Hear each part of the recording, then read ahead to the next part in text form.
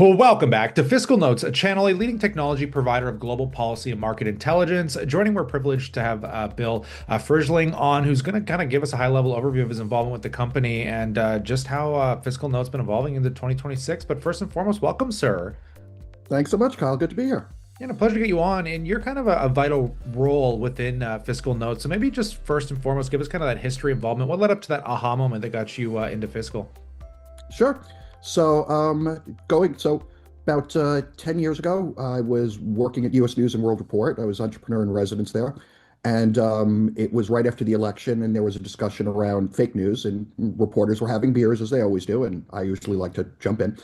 And we said, what's impossible to be fake news? We said, easy. You have to hear it from the horse's mouth. Can't be any edits and, no editorializing. You just, you know, let the words speak for themselves. So after solving, in quotes, fake news and realizing it didn't exist, I started working on a project that became fact-based and a company, Fact Squared, which has become the canonical source of everything that's coming out of the White House. If the president sneezes, we have it, it's in our database, and it's recorded.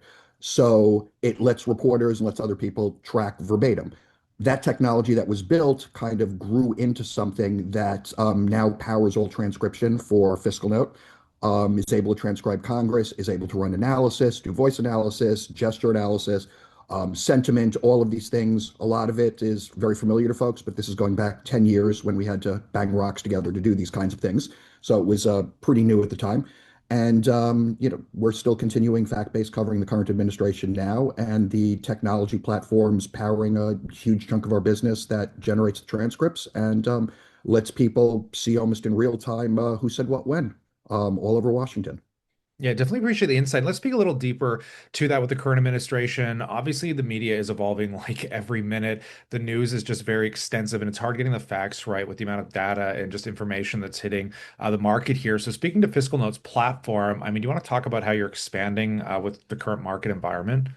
Absolutely. So one of the great things about the platform and bringing together a little bit of the technology that I worked on and everything that FiscalNote has combined is the issue nowadays isn't data, it's data overload. Epstein files are a great example of that. It's like, hey, here's a release. Well, that release is 2.9 billion words, we've counted, that came out. How are you supposed to synthesize that? And the government produces massive amounts of information. What the game really is nowadays is it's being able to take that information and every additional data point you could join in, it's not linear, it's an exponential value.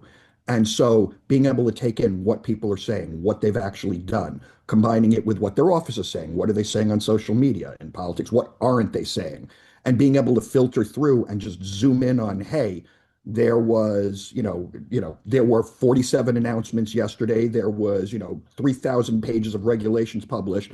And oh, by the way, none of it has to do with wind farms, so don't worry, you can go to a movie tomorrow.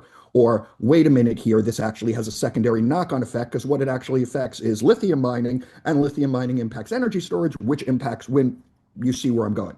Being able to join that and being able to do it pretty much, not pretty much, do it instantly is absolutely key for our customers, for our partners to be able to have that information as quick as humanly possible. Anybody can give you all of the information, but nowadays, good luck. You'd never sleep and, need 90 hours in a day to deal with all the information. We just get you exactly what you need fast. And that's a, something that we make look easy that's only built on hundreds of years of experience combined to make it look easy. Yeah, absolutely. And do you want to speak a little bit more in depthly? Because I think a lot of people are finding the Epstein release kind of interesting. Obviously, the news is kind of evolving around this as people are further exploring the data being released. Are you guys finding anything specific in the data that sticks out over what other people are finding?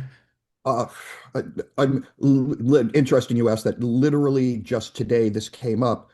Part of what we were doing in building out our Epstein database is we've been running through iterations, and we ran through and scanned 1.366 million documents, which totals 2.724 million pages. You can tell it's on my mind right now, including 89,000 photographs. And we found 355 unredacted photos, of which 87 of them are still actually on the Department of Justice's website, of victims. We actually just let the Justice Department know so that they could get them pulled off. And that's just almost a knock-on effect of what our technology is. We found this, everybody's in the world has been looking at this. our robots were able to quickly zoom in and find to go, this really shouldn't have been published right now, and let's get it out of there. So that's just a small example. The larger example is being able to take every single person that's named, whether or not it's a real interaction. Our technology is very good because we've been dealing with transcripts and unstructured data and figuring out, well, yeah, there's 5,300 mentions of Trump. All of them are people talking about Donald Trump. None of them are actually Donald Trump saying anything in there. And don't get me wrong, there's some interesting things in there, but just using that as an example, we can sort through and in a sense see the real thing going on, which is, but there are people in there, Larry Ellison's a name among them, and this is all public information now, that were still doing business, or Howard Lutnick's been written about, oh, I stopped talking to him at this time. Well, okay, but you were emailing him 10 years after you said you never talked to him again. We're able to join this information together now, take a look at their campaign finance, take a look at what these folks have done, and be able to turn something that's disparate pieces of information into actual tapestry and a narrative and a story, some of which is very relevant to things that are going on today, not the least of which is reputational.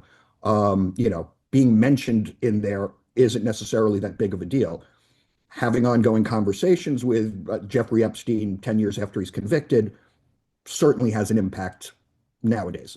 Yeah, absolutely. So this is really intriguing to say the least, but maybe just to round the conversation off, what should investors be excited about when it comes to paying attention to FiscalNote stock today, and why do you think people should be, paying attention now?